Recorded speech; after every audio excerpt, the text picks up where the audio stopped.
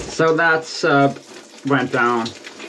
I mean, it got imploded. And they all died. And this goes to show who takes the most risk. It's not the teenagers. The only teenager on board was most terrified to go down there. Apparently, he only did it to please his dad. Now it is the experienced man who takes the most risks. And usually it's the ones who are best at it, right? Like Formula 1 drivers take a hell of a lot more risks than 30-year-old ladies who drive normal cars. But that's not because they are stupid, it's because they are the best. And in this submarine story, or submersible, sorry, the risk went beyond that. It went into stupidity. It's not like Formula 1 where they at least know what they are doing and know it really well. In this case, they used the wrong type of construction. They didn't care to have a hull that could actually withstand the pressure. That is just so retarded. I mean, it's not retarded, it's stupid. It is retarded, actually. And this was the last unregulated type of endeavor. So now there's gonna be regulation and you can't legally do something so stupid again. So, that's a good thing. But the point I was gonna make is about risk-taking. Because we got it wrong, our culture got it wrong. Of course, this is just an anecdote. You have one teen who doesn't want to take these risks, who is talked into it by a bunch of older men. Exactly the opposite of what our culture tells us. But our culture is wrong. It's just not true that this supposed teen brain is more reckless. It's of course more inexperienced. It doesn't know so many things just because you need experience to get wisdom.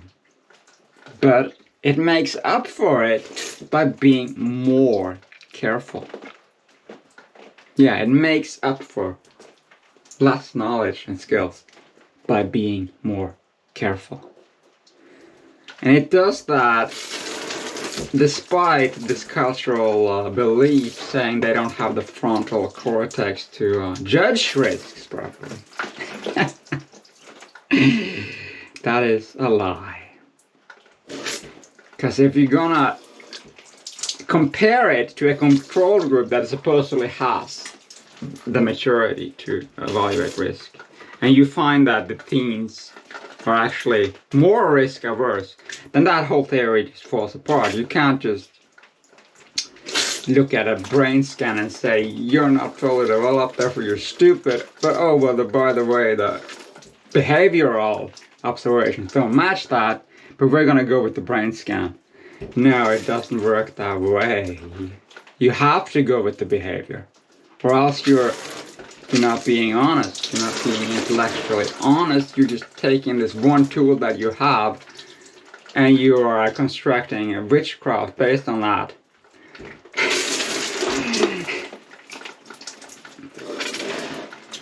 And another example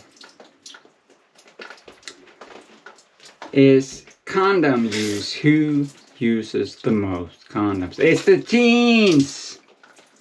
Precisely the group who are not supposed to be able to evaluate risk. My group, my age, men my age use the least condoms.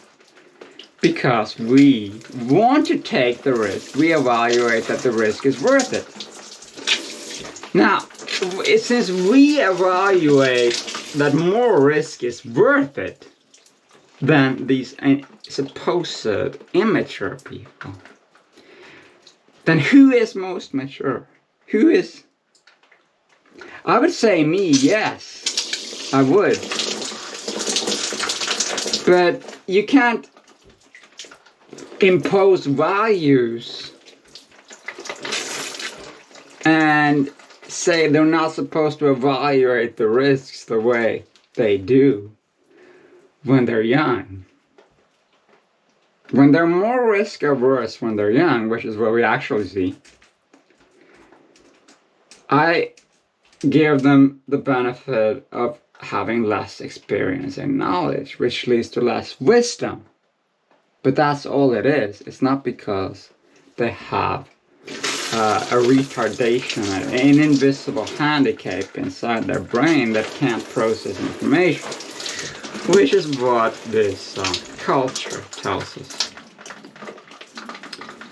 So there we have another example, another counter example to add to that. In this submarine where you have the most stupid risks taken by these 50-year-old men, and then you have one teen who is not keen on taking these risks, but he is talked into it anyway. And it's a sad outcome.